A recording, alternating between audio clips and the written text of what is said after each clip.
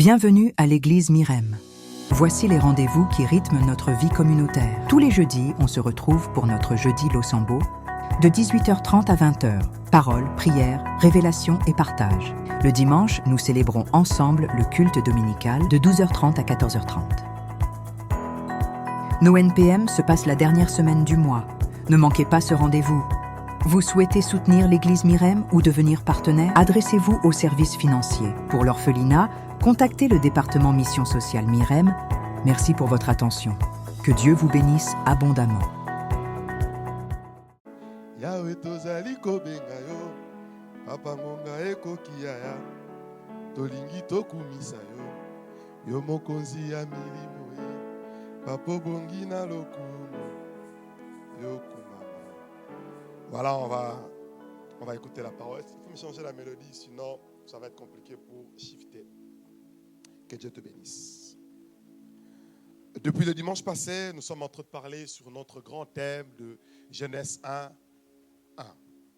Amen. Genèse chapitre 1er, à partir du premier verset, c'est ça notre thème. Et nous avons commencé à exploiter depuis le dimanche passé sur, qu'est-ce qui était le sous-thème? Le sous-thème du dimanche passé sur Genèse 1 était quoi? Sœur Naomi. Oh, j'ai demandé à la sœur Naomi. C'est pas grave, l'église a soutenu la sœur Naomi. Hein? On a parlé sur le commencement parce que Genèse 1, à partir du premier verset, nous parlait d'abord du commencement. Et j'aimerais peut-être rebondir un peu avant de passer à cette deuxième partie, toujours de Genèse 1, que nous allons soutirer aussi un autre sous-thème là-dessus. Au commencement, comment tu étais avec Dieu? Quelles étaient les ailes que tu avais? Quelles étaient les ambitions que tu avais au commencement de ta foi? À chaque fois que quelqu'un s'égare, c'est qu'il a oublié le commencement. À chaque fois que quelqu'un ne fait plus ce qu'il faisait avant, c'est qu'il a changé le rythme du commencement. Et la Bible nous a dit, au commencement, Dieu. Au commencement, Dieu. Au commencement, Dieu. À chaque fois que tu vas commencer à te rappeler comment je commençais avec Dieu, et que quand tu te tiendras compte que tu n'es plus dans le commencement, quand tu reviendras assez souvent dans ça, Dieu aussi reviendra toujours dans son alliance. Dieu ne change pas, Dieu n'oublie pas. Surtout la première des choses que Dieu n'oublie pas, c'est le commencement. Quand tu commences avec Dieu, à chaque fois que quelqu'un se perd, c'est qu'il a oublié là où il avait commencé. Souvenez-vous d'où est-ce que vous êtes tombé. Rappelez-vous comment vous avez eu la marche avec Dieu. Oh, la chrétienté du avant. Quand le commencement était avec nous dans le début de la foi, on se disait, j'ai tout abandonné pour suivre Jésus. Mais aujourd'hui, ce n'est plus le cas, Papa Obed. Aujourd'hui, c'est un peu du méli, mais on dit non, on est devenu extrémiste. Mais au commencement, quand tu avais fait le choix de tout abandonner pour Dieu, tu n'étais pas extrémiste. C'était que l'amour du commencement. Mais parce que tu as commencé à mélanger Dieu avec autre chose. La Bible dit au commencement. C'est ce qui veut dire, avant que Dieu ne crée la lumière, il a d'abord pensé quel type de lumière il allait faire. Parce qu'aujourd'hui, nous allons parler sur la création. Parce que Dieu, au commencement, il a pensé. Il a mis, on a parlé de tout ça. Le commencement, ça te rappellera toujours une loi. Le commencement sera toujours un rappel. Et Christ leur disait, au commencement, il n'en était pas ainsi. Au commencement, la loi n'était pas venue au peuple de Dieu. Le peuple de Dieu marchait sans loi. Au commencement, Dieu n'était pas un Dieu qui imposait la loi pour qu'on le respecte. Il était un Dieu qui s'était manifesté par amour. Jean 3,16, la référence que j'aime de toutes les autres références de la Bible. Je n'ai pas dit que les autres ne sont pas importantes, mais la référence que moi j'ai chérie, Jean 3,16 qui dit, car Dieu a tant aimé. Au commencement de toutes choses, Dieu aima. Avant même que Dieu ait la pensée de la croix, Papa Rudy, Dieu a d'abord aimé. Donc, avant qu'il n'arrive à faire le geste de l'expression de son amour, au commencement, Dieu a d'abord aimé. Et l'amour de Dieu a été manifesté de manière un peu invisible parce que ça commençait d'abord de Dieu. Mais il devait maintenant le témoigner. Et nous vivons le témoignage du commencement de Dieu. Quand Dieu a regardé le monde, il a créé. En fait, quand je toucherai, je vais toujours rappeler pour que le Genèse 1 soit complet quand je finirai mon message.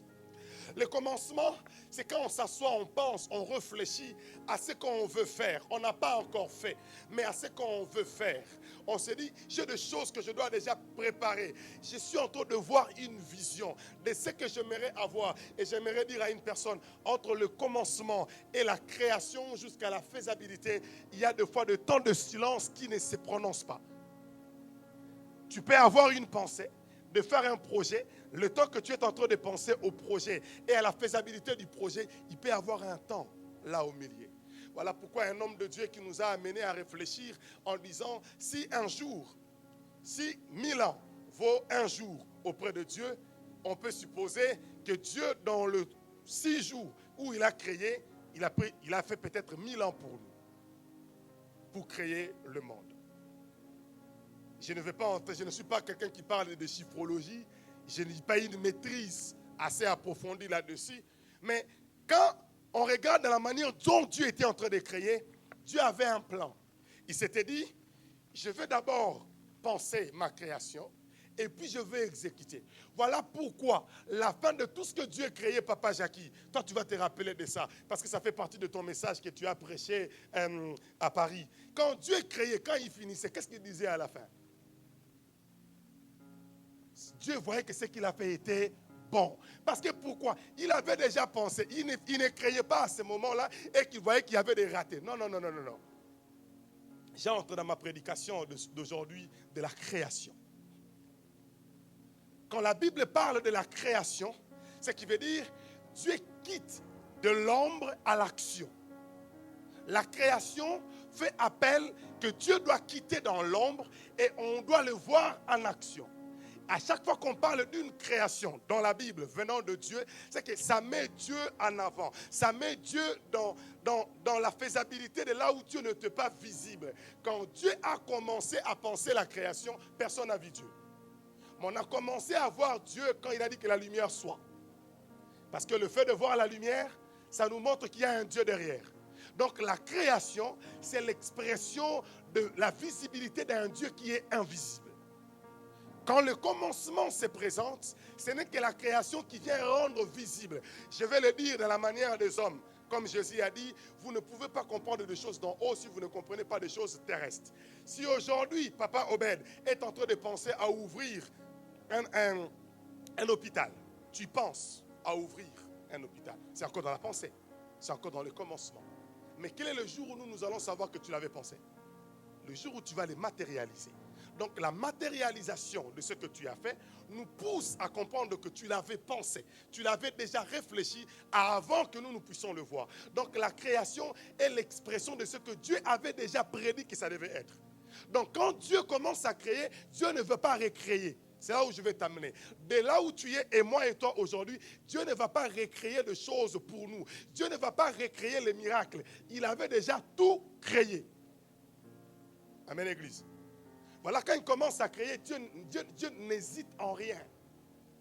Il commence à dire que la lumière soit. Et la lumière fut. Parce qu'il avait déjà pensé au commencement que la lumière devait être. J'aimerais dire à une personne que ce que Dieu fait dans notre vie, ce que Dieu réalise, ce que Dieu crée, il avait d'abord pensé avant de le créer. Et il savait que ça va être bon pour nous. Mais il se peut que dans la création de Dieu, nous, on ne voit pas encore le côté bon. Parce qu'on n'a pas été avec Dieu au commencement.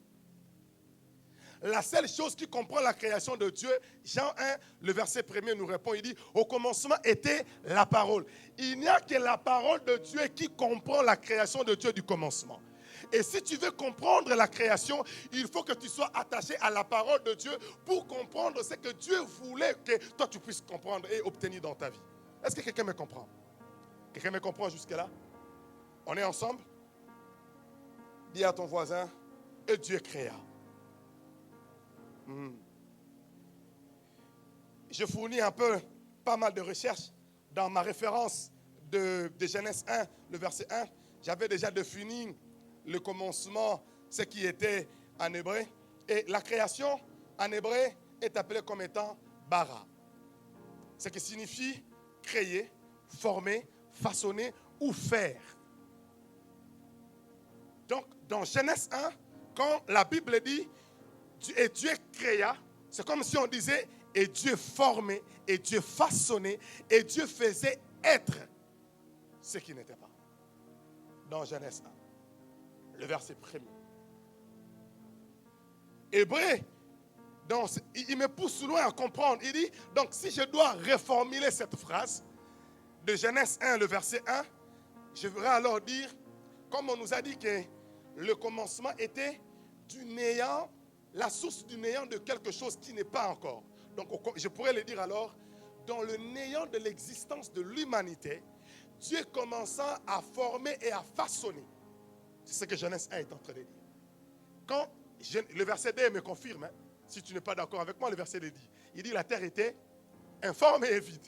Donc, c'est que Genèse 1 est en train de nous montrer, il récime, il dit, dans le néant du chaos de tout, Dieu qui n'a pas de source, qui est la source de toute autre source, a commencé à démarrer, à façonner ce qui n'avait pas de forme. C'est ça la création. La création, c'est-à-dire faire exister ce qui n'existe pas, donner une forme à ce qui n'a pas de forme, créer quelque chose qui n'a pas encore d'existence. Genèse commence à nous expliquer, il dit, quand Dieu a pensé, quand Dieu a eu au commencement, Dieu est parti loin dans sa manière de voir des choses. Dieu a commencé à se dire, je dois former quelque chose. Je dois créer quelque chose. Je dois faire exister ou je dois faire être quelque chose. Donc la création, c'est le fait de former, de façonner. J'aimerais dire à une personne, celui qui t'a créé, t'a formé, t'a façonné et il sait ce que tu as besoin. Celui qui t'a créé, dans la création, Dieu ne rate rien. Dans la création, Dieu ne rate rien. Mais j'aimerais dire à quelqu'un, suis-moi bien. Dans la création, tout est complet, maman Luisette. Mais dans la formation, il peut y avoir des choses qui étaient dans la création, peuvent avoir les retards pour arriver. Je le répète. Dans la création, tout est complet, frère Raphaël. Mais dans la formation, il peut y avoir des choses qui sont en retard, qui vont arriver parce que dans la création, il y était.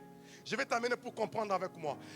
Genèse 1, le verset 26 me dit, puis Dieu dit, créons l'homme à notre image, à notre ressemblance. Il créa l'homme et la femme. Dans la création, Dieu avait déjà créé et l'homme et la femme. C'est dans la formation que ce qui devait être, ce qui devait paraître, ce qui devait exister, devait maintenant être recouru par quoi? Par la création. Dieu n'a pas créé la femme pour l'homme. Amen. Quelqu'un n'est pas d'accord avec moi? Hein? Dieu n'a pas créé la femme pour l'homme. Dieu a tiré la femme de l'homme parce que la femme était déjà créée dans la pensée créatrice de Dieu. Quand Dieu a commencé à créer, directement il a créé l'homme et la femme. Dieu n'a pas d'abord dit, je crée d'abord l'homme. Et puis plus tard, non. Quand Dieu dit, il n'est pas bon, sœur Naomi, que l'homme soit seul, c'est parce que dans la création, il n'avait jamais créé l'homme seul. Suis-moi bien. Dans la création, tout est complet. Il n'y a pas de choses qui sont vides. Il n'y a pas de choses qui surprennent Dieu. Non. Dans la création, c'est le complet de Dieu. C'est quand c'est complet que Dieu te présente. Mais permets-moi, comme je te l'ai dit, entre la création et la formation, il peut y avoir un décalage de choses que tu n'as pas encore. Et toi, tu as été créé à l'image et à la ressemblance de Dieu. Maintenant que Dieu t'a formé, souviens-toi, la création, c'est aussi formé.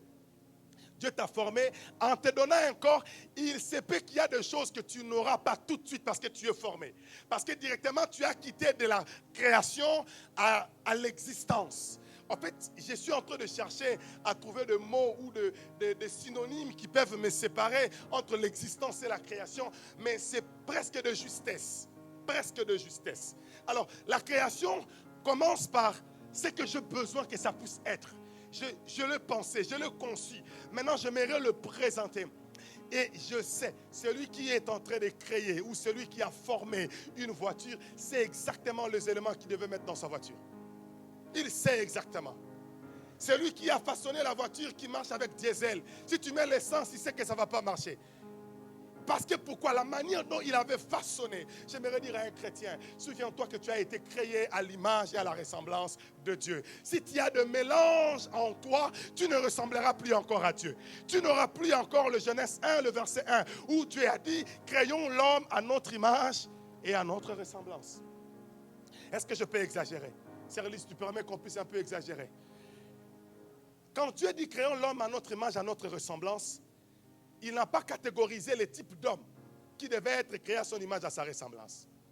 Parce que dans la création, Dieu ne crée pas des païens et des chrétiens. Dieu crée les esprits. Et les esprits qu'il crée lui appartiennent.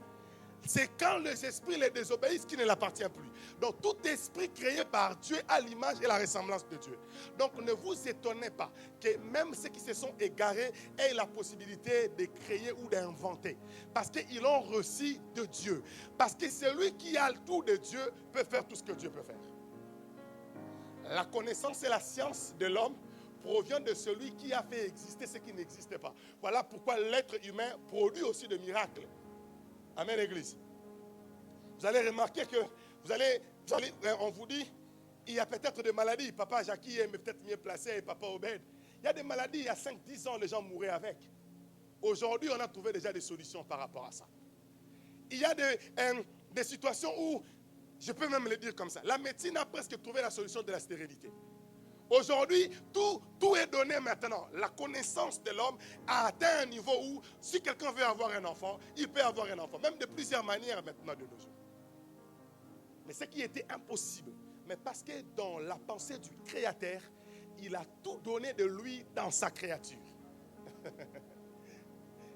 Il y a tout de Dieu en nous, tout. C'est seulement quand nous nous égarons de Dieu que nous ne sommes plus en mesure de produire le tout de Dieu en nous. Nous devenons incapables de reproduire nos capacités. Sœur Lise, je ne sais pas pourquoi je te cite assez souvent dans les prédications.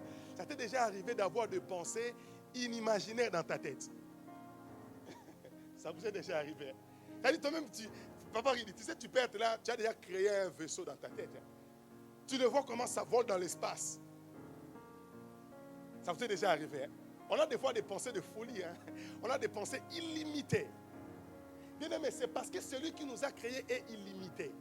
On ne sait pas limiter la pensée de Dieu. Voilà pourquoi la Bible dit on ne peut pas sonder Dieu. Toi-même, tu peux être là. Tu sais, tu peux être là même. Tu peux. J'ai parlé avec mon épouse. Je lui ai dit, c'est que des fois, nous les hommes, on vend des fois des rêves à nos femmes.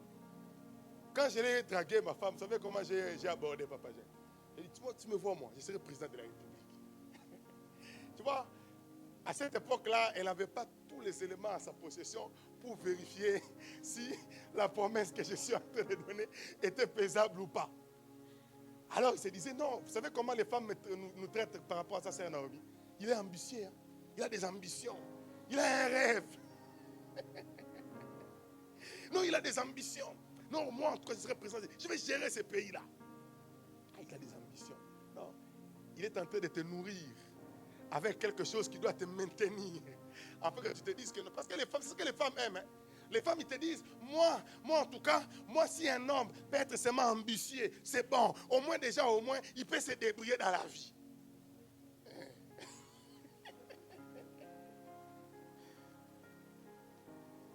Dis encore à ton voisin, Dieu créa. Tu es le résultat de la création de Dieu. Au fait, quand nous disons à l'homme qu'il est Dieu, c'est parce que l'homme ne se connaît pas. Au fait, c'est ça le plus grand défaut, apôtre. Le plus grand défaut de l'homme ne se connaît pas. Que ce soit l'homme spirituel, l'homme païen ou l'homme chrétien, peu importe, l'homme ne se connaît pas. Le jour où l'homme se connaît, le jour où l'homme apprend à se connaître, tes capacités, c'est-à-dire que papa dit tel que tu es là, on arrive à te déchiffrer des codes, de te découvrir qui tu es. Tu sais que de là où toi tu es, tu peux vivre éternellement. Je ne sais pas comment tu vas être guéri. Tu dis, ah non, moi, comme vous voyez, j'ai déjà découvert le code de l'existence, de la vie et tout et consort.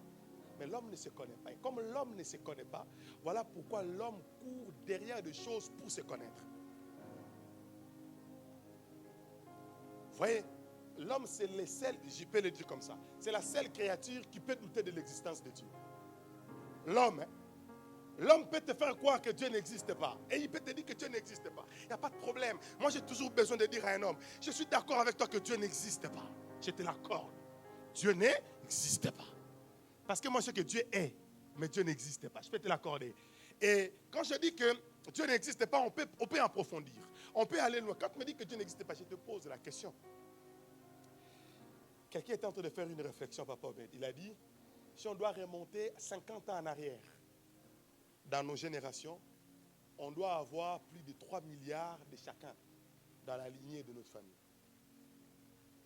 Parce qu'on parle toujours de 8, jusqu'à monter jusqu'à vos ancêtres. si moi, je dois remonter à mes ancêtres, les ancêtres, les ancêtres, les ancêtres, et toi aussi, tu dois remonter. En fait, on a une seule question. Qui a été les premiers ancêtres? Le jour où on a la réponse, on peut douter de l'existence de Dieu. Le jour où tu as la réponse, tu dis, voici notre premier ancêtre, c'est lui. Alors je te pose la question, il a apparu, il venait d'où? Il venait d'où? Qui a naissance les premiers? Qui? L'homme est la seule créature qui peut douter de l'existence de Dieu. Parce que pourquoi? Je vous ai dit que l'homme est illimité dans la pensée. Quand moi j'étais encore petit, peut-être que toi tu le penses encore jusqu'aujourd'hui, on disait, si moi j'ai un père et une mère, donc Dieu aussi a un père et a une mère. Et si Dieu a un père et une mère, qui a été le père de Dieu, le père des pères de ceci? Et quand il y a l'infini, ça sous-entend qu'il y a Dieu. Quand il y a l'infini, parce que tout ce que l'homme fait n'est pas dans l'infini. Parce que les gens de science, vous dites quoi? La science, elle est exacte. On peut palper, on peut prouver la science. Si on te dit, c'est comme je disais à quelqu'un, j'ai posé une fois une question comme ça pour embrouiller quelqu'un, papa Jackie. Je lui ai dit, tout ce que la science nous dit n'est pas vrai. Il m'a dit, non, tout est correct. Je lui ai dit, prouve-moi 1 fois 1 physiquement. Comment tu me prouves 1 fois 1? Et puis tu me dis 1 fois 1 est égal à 1. Mais prouve-moi, comment tu peux faire 1 fois 1? Tu me demandes à moi de me multiplier par moi-même. Comment je vais multiplier moi-même par moi-même? Je suis moi. Je ne peux pas me multiplier par moi-même. Si vous dites la multiplication, il doit y avoir quelque chose qui doit me permettre de me multiplier. Mais si je peux me multiplier, je ne serai plus encore moi-même. Mais pourquoi 1 fois 1 est égal à 1? Mais j'ai posé la deuxième question. Et pourquoi tout nombre multiplié par 0 est égal à 0? Pourquoi? Donc je prends mon téléphone, je le multiplie par 0, j'ai 0 téléphone. Je n'aurai pas le téléphone entre la main. Je n'entre pas dans un débat scientifique et de la religion. Ce n'est pas ça mon objectif. Ce n'est pas ça. Je vous amène sur la création. Comprendre que le Dieu qui crée tout, c'est ce Dieu qu'on ne sait pas définir, qu'on ne sait pas même donner. Même nous les chrétiens, on ne sait pas définir Dieu. Nous n'avons que la partie infime de Dieu où nous pouvons dire que ça c'est la main de Dieu. Dans toute sa création, nous ne pouvons pas les contempler. Nous ne pouvons pas même définir ce que Dieu est.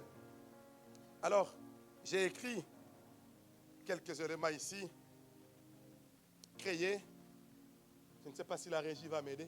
On va le faire de la même manière. On va lire tout ça après dans les références bibliques. On va lire après. Créer, Dieu commence toujours dans le néant. Je venais déjà de l'expliquer. La création, quand Dieu veut créer, Dieu n'a pas besoin d'avoir des matières premières. Je n'entre pas non plus avec le débat avec la science. Je n'entre pas dans ça. Dieu, quand il veut créer, il n'a pas besoin de matières premières. C'est lui-même la matière première. C'est lui-même la matière première. Il fait exister des choses qu'il en a besoin pour créer. Il n'a pas besoin d'aller recourir à ce qui n'a pas été créé par lui. Quelqu'un va me dire, ah bon, et alors l'homme? Dieu n'a pas pris le sable. Non, j'aimerais te rappeler, c'est Dieu qui a créé d'abord la terre et il a pris de cette terre-là pour former avec l'homme. Donc Dieu n'a pas besoin de matières premières. Dieu commence toujours dans le néant. Alors j'aimerais en même temps que je te parlais de la création, je t'amènerai aussi à comprendre ces choses en matière de la foi. C'est dans le néant que Dieu créera ton miracle. Dieu n'aura pas besoin qu'il y ait une fondation, qu'il y ait les après-près, qu'il y ait les semblants de quelque chose pour que Dieu puisse opérer. C'est dans le néant que la main de Dieu viendra te délivrer de là où tu es. Dieu n'aura peut-être pas besoin de ton apport, mais lui-même quand il se décidera, il viendra dans le néant pour te relever de là où tu es. N'est-ce pas qu'il est écrit qu'il relève l'indigent d'où? Les hommes de Dieu, aidez-moi. Il élève l'indigent du fumier. Et il le fait quoi? Il le fait asseoir. C'est-à-dire, Dieu peut te prendre de nulle part. Dieu peut te prendre de là où toi tu n'es pas. Et il commence à le faire. C'est là qu'on commence à dire façonner. Pour façonner quelque chose, il faut commencer dans le néant. Raison pour laquelle nous avons assez de problèmes de nos jours, c'est Lisa. Quand quelqu'un entre dans le mariage, il dit, moi j'aimerais façonner ma femme. Et la femme lui dit, comment tu vas me façonner? Tu ne vas pas me façonner. Mes parents m'ont déjà façonné. Je suis tel que je suis. Façonner un être humain. Façonner quelqu'un. Tailler une personne. Comme l'apôtre Paul nous disait, nous devons être de pierre taillée. que pour que nous puissions entrer à l'édifice, pour que dans le moment de la construction, qu'on ne trouve pas que nous avons des pierres un peu débordantes, qu'on puisse bien nous tailler. Vous êtes sûr? Avoir la mesure qu'il faut. Dieu commence toujours dans les néants. Dieu n'a pas besoin d'être soutenu. J'aimerais dire à quelqu'un ceci. À chaque fois que tu chercheras à aider Dieu, rassure-toi que c'est lui qui t'a demandé de l'aider. Si ce n'est pas lui, tu créeras une guerre que tu ne sauras pas gérer même pendant ton vivant jusqu'après ta mort. Dieu a dit, tu auras le fils de la promesse avec Sarah. C'est ce que Dieu a dit. Tu auras le fils de la promesse avec Sarah. C'est dans ces néants-là que Dieu va créer. Quand toi tu quittes pour aller faire ce que tu as la possibilité de faire, tu créeras quelque chose que tu ne sauras pas résoudre. Et jusqu'aujourd'hui, nous en subissons. C'est les enfants des mêmes pères qui devaient à la base avoir le même Dieu, la même foi et la même confession. L'autre venait du néant, mais l'autre venait là où il y avait tous les éléments possibles pour qu'il puisse être. Et ça a créé aujourd'hui ce que nous avons.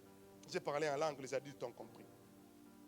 Deuxième point, créer, c'est l'expression de la pensée de Dieu. Je l'ai dit aussi tout à l'heure. On peut aller au troisième point. Créer, la création nous conduit toujours vers les créateurs.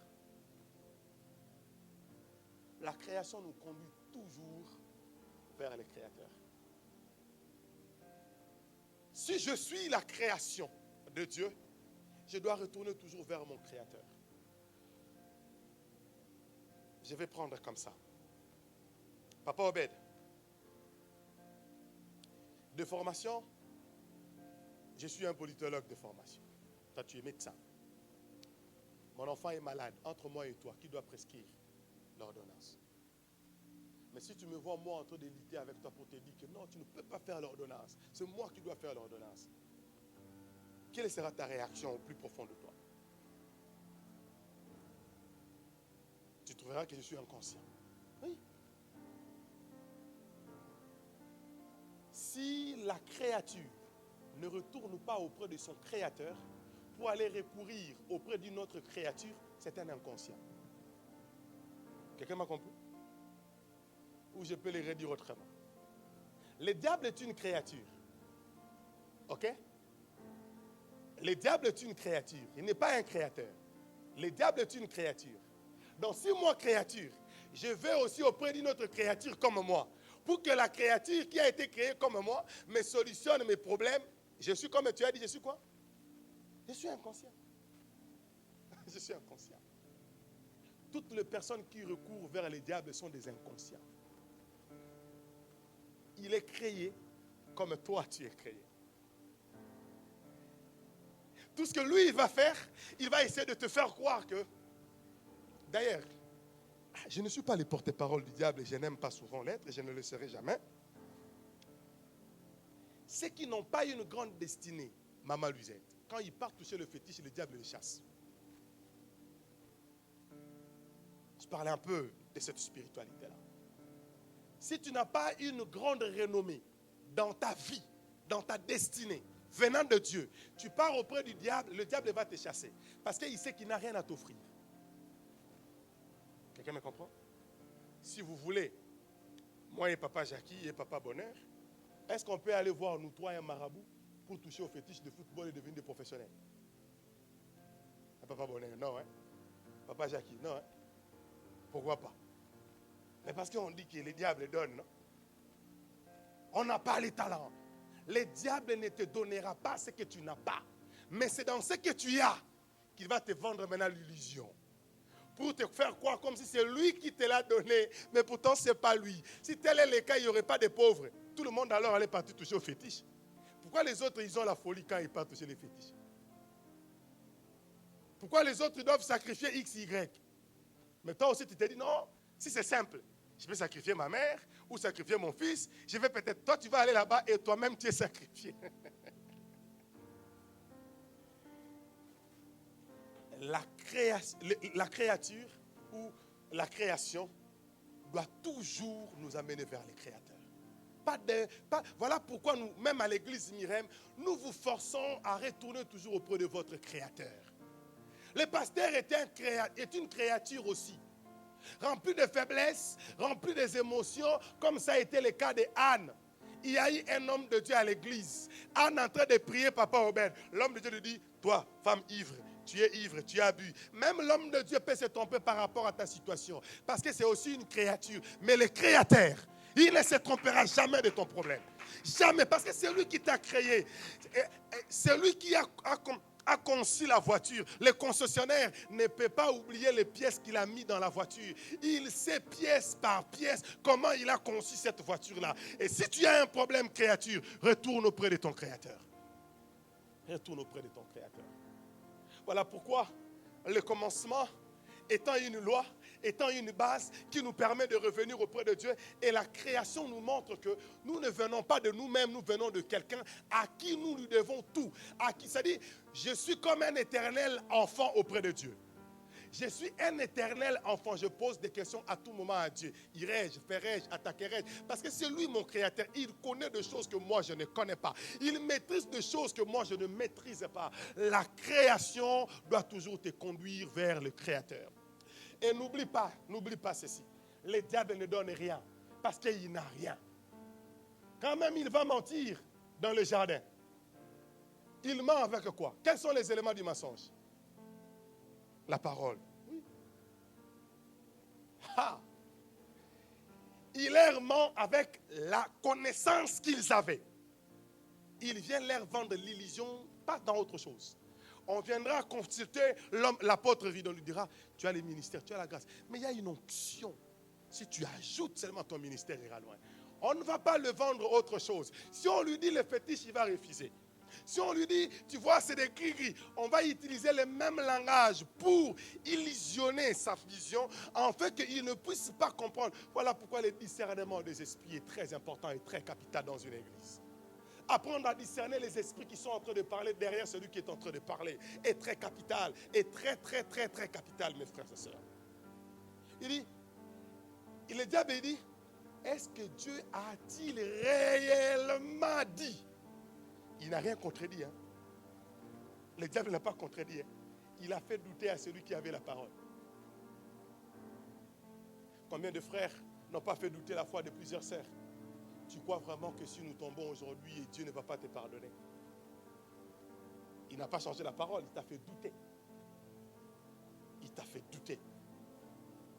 Et la femme dit, Dieu a dit que si nous mangeons, nous allons mourir. Et le diable lui dira, non. C'est parce qu'il sait que si vous mangez, vous allez être comme lui. Vous allez être aussi les éternels. Toi qui étais déjà éternel, qui t'avait dit que tu allais mourir? Qui avait appris à l'homme qu'il allait mourir? L'homme ne connaissait pas la mort. Parce que Dieu, en créant l'homme, Dieu a créé un homme éternel. Mais quand l'homme a désobéi, c'est là où le diable maintenant entre dans le mensonge. Il dit, si vous mangez, vous serez comme lui. Vous n'allez plus mourir. Et c'est quand il mange, les gens ils disent, oh, quand on connaît le péché, les yeux s'ouvrent. Mais permets-moi l'expression de te dire. Quand tu commets le péché et que les yeux s'ouvrent, ça ne s'ouvre pas pour que tu voies clair. Ça s'ouvre pour que tu... En fait, je vais oser de le dire. Papa il dit, quand ils mangent le fruit, ils ouvrent les yeux. Qu'est-ce qu'ils ont découvert? Je te dis. À chaque fois que tu commets le péché, tu te rends nu devant tout le monde. Quand tu commets le péché là, tout le monde sait que tu es nu, tu n'es pas couvert. J'allais dire ça dans des propos crus, mais je me suis dit non, on va limiter ça comme ça. À chaque fois que tu vas faire recours à une autre créature comme toi, tu te retrouveras nu. Tu te retrouveras exposé. Tu te retrouveras tombé dans le piège. Tu te retrouveras loin de la présence de Dieu. Tu te retrouveras où tu ne sais plus encore recourir auprès de Dieu. Permettez l'expression que j'aimerais dire à une personne tout de suite, un peu plus vite. Mais quand Dieu te posera la question, Raphaël, dis à Dieu, mais voici. Ne dis pas à la femme que tu as mis à côté de moi. Dis Seigneur, mais voici et pardonne-moi. C'est plus simple. À chaque fois que tu justifieras que ton erreur vient d'une autre créature, Dieu te punira toi et punira aussi l'autre créature. Mais à chaque fois que toi tu prendras les fardeaux, Dieu te pardonnera toi et pardonnera aussi d'autres créatures. Moïse en est la preuve. Quand le peuple se rebelle et Dieu se fâche, il veut détruire le peuple. Moïse se présenta devant l'Éternel et dira à Dieu que tout le péché de ce peuple soit sur moi. Si tu veux tuer ce peuple, ne le tue pas, prends-le à ma place. Et Dieu a vu la requête de Moïse, Dieu a pardonné et Moïse et le peuple. Quand tu tombes dans le péché, ne dis pas, pasteur, c'est lui qui m'a poussé dans le péché. Il dit, Seigneur, je reconnais que j'ai mal fait. Pardonne-moi. C'est plus simple. Quatrième, je vais aller vite et je vais le finir. La création est une marque déposée ou une signature de l'auteur. Dans les communs des mortels, on appelle ça certifié. Certifié. Regarde-toi. Vous savez, je n'ai même pas envie de commenter. Je vais seulement te poser la question. Papa Ridier a compris. Est-ce que tu es certifié par Dieu? Est-ce qu'on peut dire que tu es chrétien certifié? Est-ce qu'on peut dire que ta foi est certifiée? Est-ce qu'on peut le dire? Est-ce qu'on peut le dire que, comme il dit, la création est une marque déposée? Est-ce qu'on peut dire qu'on voit la marque, on voit le sceau? On voit, ça dit que, il n'y a personne ici qui a porté un habit. Ah oui, je vis de loin. Exemple que la chemise que papa a portée, je peux voir de loin qu'il y a une marque. Et la marque, j'ai même vu aussi le frère Bonnet aussi. C'est la même marque. Le fait de voir de loin, je peux connaître déjà que c'est la marque de tel couturier ou de tel styliste. Dans la création, on doit trouver la marque de Dieu, la certification de Dieu en toi. On doit trouver que Dieu peut certifier que tu lui appartiens. Si tu n'es pas un chrétien certifié, je ne sais pas quelle est la procédure que tu dois faire pour être certifié, mais en tout cas, c'est important. C'est important. Je vais courir derrière les temps, comme je l'ai dit. On va prendre 5. Créer, c'est aussi mettre déjà les dispositions en avant, la forme voulue. Créer, c'est aussi mettre déjà les dispositions en avant, avant la forme voulue.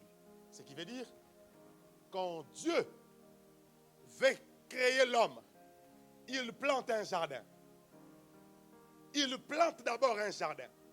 Il prévoit déjà dans le besoin de l'homme. Il ne veut pas que quand l'homme viendra, qu'il soit dans l'inquiétude. Non. Il lui plante déjà un jardin. Et la Bible dit, après quand Dieu a planté le jardin, il a pris l'homme, il l'a mis dans le jardin qu'il avait planté pour l'homme. Quand Dieu crée, il va aussi mettre les dispositions pour que tu ne manques de rien. Il crée les dispositions. Vous allez voir, nous allons les lire tout à l'heure dans les Écritures. Il n'y a rien de ce que Dieu fait qui est nouveau. Il est écrit, tout pouvoir m'a été donné, je vous les ai aussi donnés. C'est vrai, hein? Vous marcherez sur les serpents et les scorpions. C'est vrai, hein? Qui a dit ça? C'est Jésus qui a dit que tout pouvoir nous a été donné. Mais souvenez-vous, au commencement, quand Dieu a créé le ciel et la terre, on va lire. Je n'ai pas donné à la régie, donc ne t'inquiète pas. Papa Rudy, aide-moi. Genèse 1, le verset 26. Écoutez, Jésus est en train de confirmer ce qui était au commencement. Maintenant, ici, Jésus est en train de créer la forme et il façonne ce que les gens ne savent pas que dès leur commencement, ils avaient déjà cette position-là. Genèse 1, 26.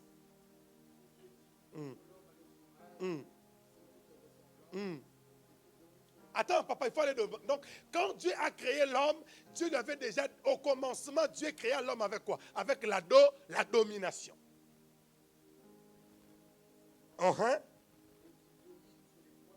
Mhm. Mhm. Mhm. Mhm.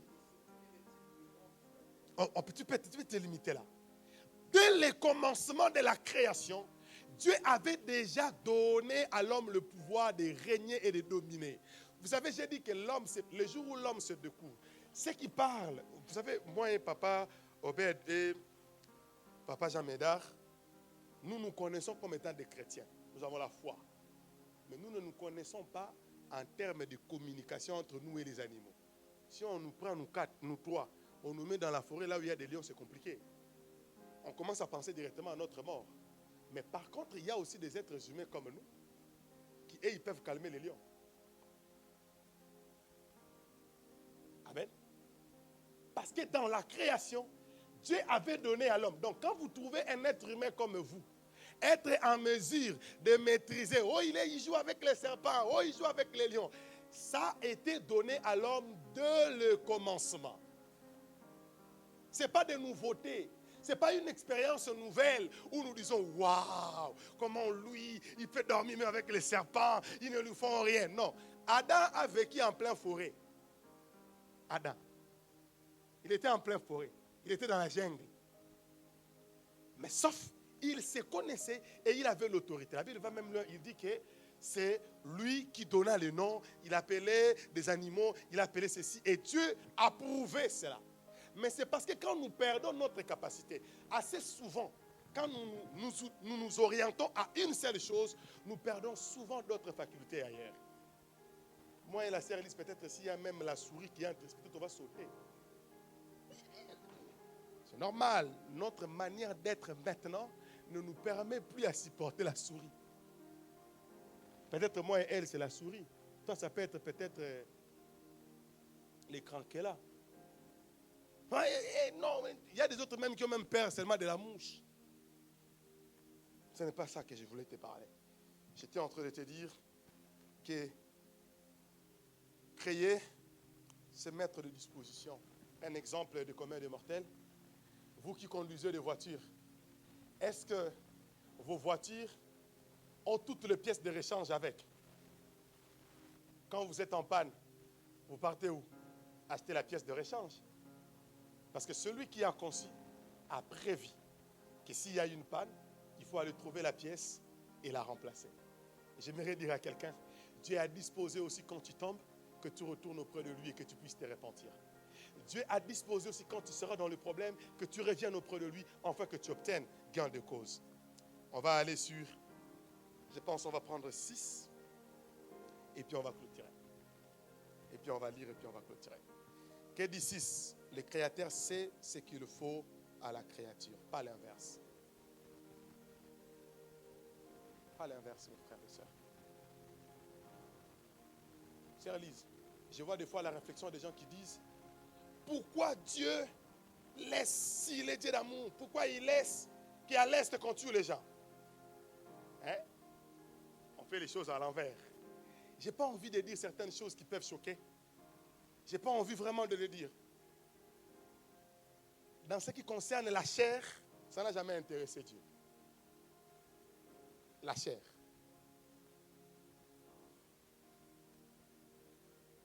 C'est atroce de voir comment les gens peuvent mourir. Mais ce n'est pas ça qui intéresse Dieu. Pose-moi la question, pourquoi?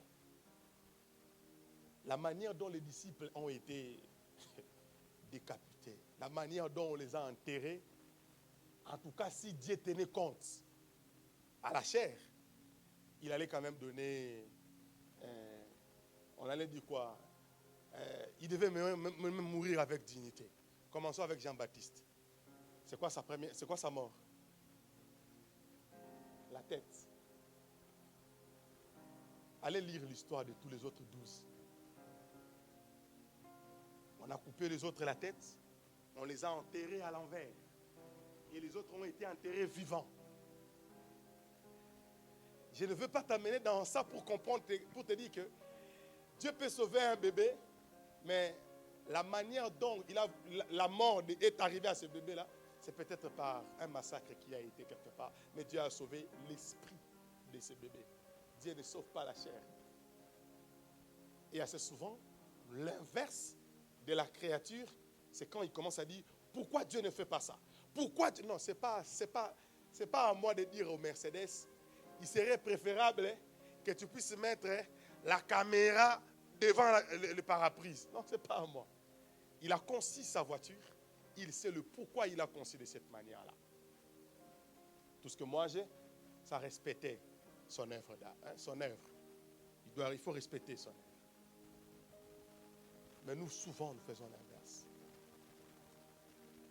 Moi, je suis un homme, Dieu m'a créé, je peux être une femme. Non, c'est l'inverse, ça. C'est l'inverse des choses. Dieu ne peut pas créer un homme ayant des sentiments d'une femme. Oh non, je suis attiré que par des hommes.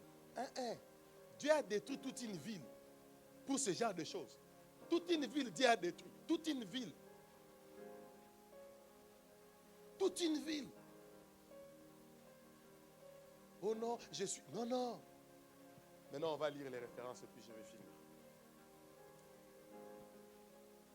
Première référence, Job 33, verset 4. L'Esprit de Dieu m'a créé et le souffle du Tout-Puissant m'anime. Autrement, je suis l'empreinte de Dieu. Je suis la vie de Dieu. Et l'apôtre Paul l'a compris, Papa Obed.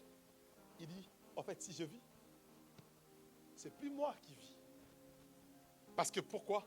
Parce que l'Esprit de Dieu qui m'a créé a soufflé en moi. Colossiens 3:10.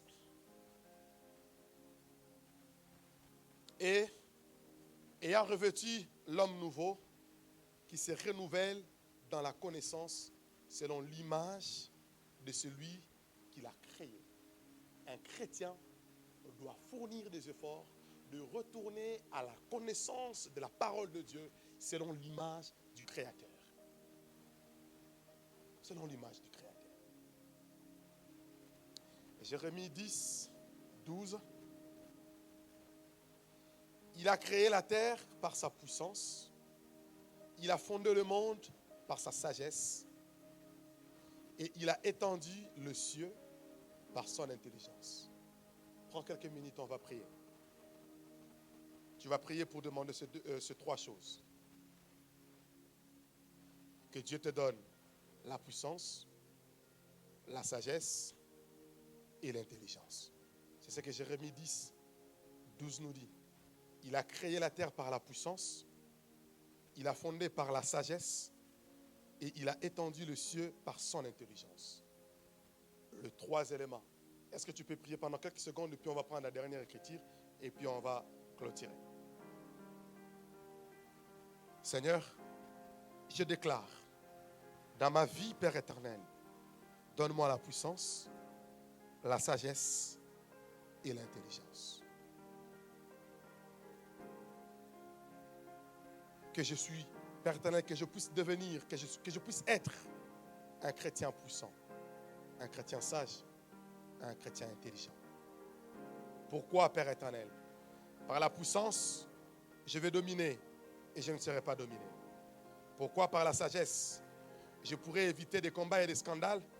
Et pourquoi par l'intelligence, je pourrais déjouer le plan de l'ennemi? J'en ai besoin, Père éternel. Donne-moi ces trois éléments. Au nom de Jésus. Amen. Romains 8, 22.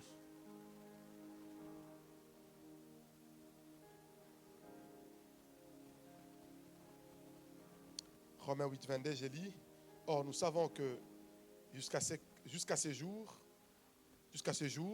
la création tout entière soupire et souffre de douleur de l'enfantement. Frères et sœurs, la création, c'est comme cette grossesse que nous sommes en train d'aller vers la fin. Et nous sommes en train de recourir auprès de ce Dieu pour l'appartenir. On dit, comme le douleur souffre le douleur de l'enfantement, que ce jour-là, que ce jour, la création tout entière et souffre de l'accouchement. Ok. Ici, ça m'a remis de l'enfantement encore 2 fois. Je clôture mon message. Genèse 1, à partir du verset 1er. Deuxième partie. On a parlé au commencement. Et aujourd'hui, on a parlé de la création. Le dimanche prochain, on parlera sur le cieux, le royaume des cieux, le mystère qui se trouve dans le ciel. Comment le monde céleste est organisé. Comment Dieu décide dans son conseil dans le lieu élevé. Et nous allons clôturer avec la terre, là où nous vivons. L'endroit où Dieu nous a donné comme demeure, ayant des esprits dans un corps. Tu es un esprit portant un corps. Un corps peut disparaître, mais l'esprit ne disparaît jamais. Tu as déjà entendu, papa, quelqu'un qui dit « J'ai l'esprit de Lumumba, moi ». Toi, Lumumba est mort. Mais comment tu dis que tu as l'esprit de Lumumba, toi? L'esprit reste éternel. On va prier. Tu vas incliner ta tête.